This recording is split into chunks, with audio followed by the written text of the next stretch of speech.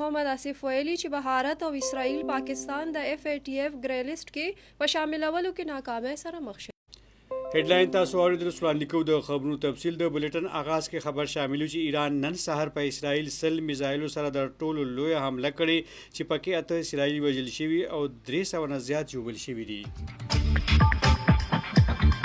د ایران د میزایلو د حملو وروسته تل ابیب، مقبوضه بیت المقدس او هیپا کې د چاودنو اوازونه اوریدل شوي دي. دغه رنګ د حملې نه پس هیپا پاور پلانټ کې اور لګېدلې. د اسرائیل یو شمېر علاقې د بجلی څخه هم محرومه شوي دي. بلخوا اسرائیلي حمله کې پاسداران انقلاب اسلامي انټيليجنس مشر بریګیډیر جنرال محمد کاظمي او داغه نائب حسن محقق شهیدان شوي دي. د ایران او اسرائیل جنگ له وجې د پاکستان فلایټ اپریشن هم متاثره شوی. 14 پروازونه منسوخ کړي شوي.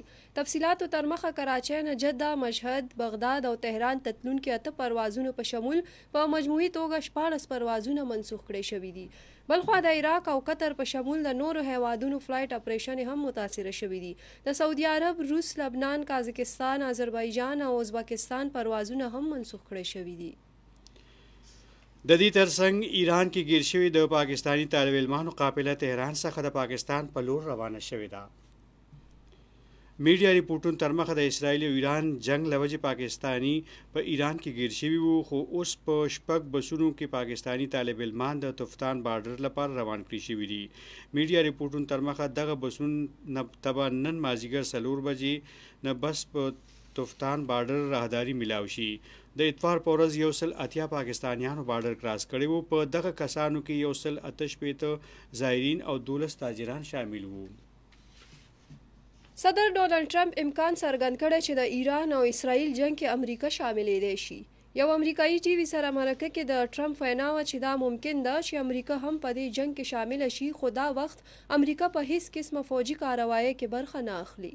بلخوا د ایران صدر مسعود پزشکیان ویلي چې تهران د اټمي وسلې جوړولو هیڅ قسمه اراده نه لري، خو د جوهري توانایۍ او تحقیق د خپل حق دفاع به په غوره ډول کوي. پارلیمنت ته خپل خطاب کې هغه د ایران ولس ته خواست وکړو چې خپل منځي اختلافات او نورې مسلې د دا وخت یو اړخ ته کړي او یو موټی دي شي. د دې ترڅنګ د خلیج تعاون کونسل هنګامي اجلاس نن د سعودي عرب سرخار ریاض کې کیږي چې پکې د ایران او اسرائیل د تاوتریخوالي او د هغې د اثراتو جاج اخیستلی شي.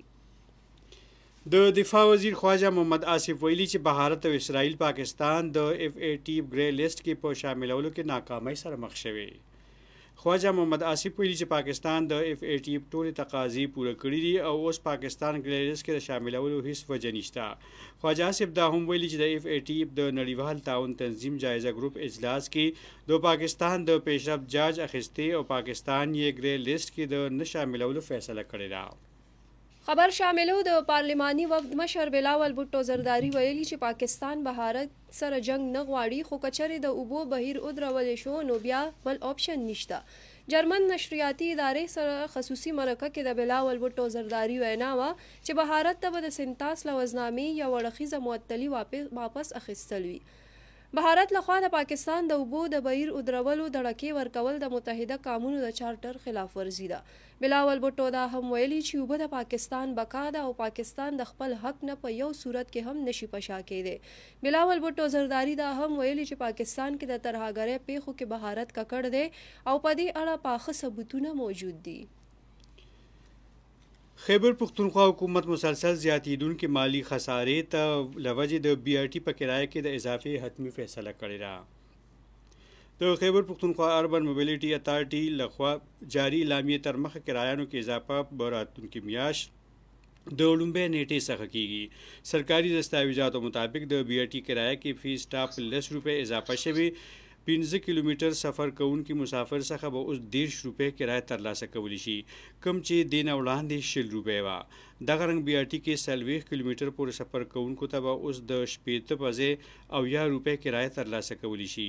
BRT منصوبه کې مسلسل زیاتیدونکې مالی خسارې له وجې کرایه کې د اضافې فیصله شوې ده. د وزیر اعظم نه پس د خیبر پختونخوا وزیر اعلی او گورنر اخراجاتو کې هم 95 کروڑه 96 لکه روپۍ زیاتوالی راوستل شوی دی. میډیا ریپورټونو تر مخه وزیر اعلی سیکریټریټ د روان مالی کال بجټ کې د مختص بجټ نه 15 کروڑه 15 لکه روپۍ زیاتې ښودلې دي. کال 2023 او 25 بجټ کې د وزیر اعلی سیکریټریټ فند 80 کروڑه 50 لکه روپۍ کوم چې نوي مالی کال بجټ کې 1 ارب 60 کروڑه 4 لکه 15,000 روپو ته رسولی شوی دی. دغه رنګ د گورنر سیکریټریټ لپاره تیر مالی کال کې 50 کروڑه 90 لکه 48,000 روپۍ فند مختص کړی شوی کوم چې د نوي مالی کال بجټ کې یو کم 60 کروڑه 14 لکه 140,000 ته رسولی شوی دی. د لاهور ترهګرۍ مخنیوي عدالت د بانی پی ټی آی د پولیګراف ټیسټ په درخواست تحریري فیصله جاری کړې. ویلي دي چې د ملزم د ضد له وجې نتیجه ترلاسه نه شوه. د ترهګرۍ مخنیوي عدالت جج مظهر علي د عمران خان پولیګراف او فوټوګرامټیک ټیسټ کولو په درخواست تحریري فیصله جاری کړې ده. تحریري فیصله کې ویل شوي چې پخواني وزیر اعظم عمران خان ته خپله بېګنایي ثابتولو لپاره مکمل او منصفانه موقع ورکړل شوي دي خو د هغه ضد او مسلسل انکار له وجې هیڅ نتیجه نه ده ترلاسه شوې. فیصله کې ویل شوي چې عدالت ته داسې محسوس شوي چې د عمران خان ټیسټونو څخه انکار د ټرایل نه د بچ کېدو هڅه ده. 3 کالو دوران بهر ملکونو کې قید 18,000 نه زیات پاکستانیان وطن ته واپس راوستل شوي دي. خارجه وزارت قومي اسمبلی آګاه کولو سره ویلي چې تیر 3 کالو دوران پاکستانی حکومت بهر ملکونو کې معمولی یا غیر مجرمانه الزاماتو کې قید 18,503 د پاکستانی وګړو واپسی ممکن کړې ده. دا معلومات د قومي اسمبلی غړي شازیه مري د یوې پوښتنې په جواب کې په تحریري توګه فراهم کړي دي. دستاویز تر مخه ملیشیا څخه 15,908 مسقط څخه 15,415 عمان نه 3,570 عراق څخه 1,543 او سعودي عرب نه 915 قیدیان وطن ته واپس راوستل شوي دي. خبر شاملو چې توربېله ډیم کې د اوبو راتګ کې مسلسل کمی له وجې د بجلی پیداوار متاثر کېدو اندېښنه پیدا شوې ده. میډیا ریپورټونو تر مخه توربېله ډیم کې د بارانونو کمی له وجې د اوبو آمد کې مسلسل کمی ریکارډ کړی شوی دی او د اوبو کش کې مسلسل کمی راغلی. د وابړي ترجمان تر مخه توربېله ډیم کې د اوبو آمد 1,70,400 کیوسک او اخراج 1,50,800 کیوسک دی. د اوبو کم راتګ باوجود د توربېله ډیم ټول 19 پیداواري یونټ فعال دي او دا وخت 1414 میگاواټ بجلی پیدا کیږي. خبر شاملو کوزدیر کې د خال په مقام 2 گاډي جنگېدو په نتیجه کې یو تن په حق رسیدلی او 10 جوبل شوي دي. میډیا ریپورټونو تر مخه گاډي جنگېدو په نتیجه کې جوبل شوي تنانو کې زنانه او ماشومان هم شامل دي. پیښه کې جوبل تنان په فوري توګه ډیسټریکټ هډ کوارټر هسپتال تیمرګره ته منتقل کړي شوي چې پکې د 100 جوبل تنانو حالت تشویشناک ښودل کیږي. د لوبو د میدان نه خبر شاملو چې د بهارت کوربتوب کې کیدونکې د زنانه ورلد کپ آغاز به 13 ستمبر نه کیږي. پاکستان ومن ټیم به ټول میچونه په نیوټرل مقام کوي. د ورلد کپ لومړی میچ به د بهارت او سریلانکا ترمنځ کیږي.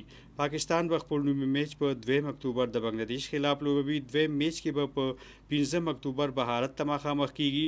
دریم میچ کې به په 15 اکتوبر انګلند، په 13 اکتوبر نیوزیلند او په 21 اکتوبر به جنوب افریقا او اخیری ګروپ میچ کې به د پاکستان ومن ټیم مقابله سریلانکا سره کیږي. د پاکستان ومن ټیم ټول میچونه به کولمبو کې کیږي. بولټن اخره کې موسم په اړه خبر شاملو. موسمیات محکمې تر مخه راتلونکي 12 غنټو دوران د خیبر پښتونخوا زیاتره برخو بالایي ضلعو کې به خال ورېځې خورې وي.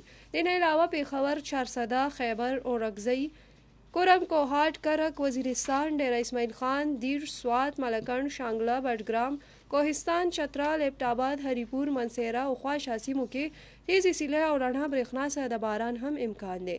پېښور او خواش سیمو کې به نن ماښام 20 منټه د پاسه 9 بجې ډوبېږي او سبا سهار 2 منټه د پاسه 15 بجې به څیره وهي. همدې سره خبرونه پای ته رسي. اجازت غواړو. د الله په امان.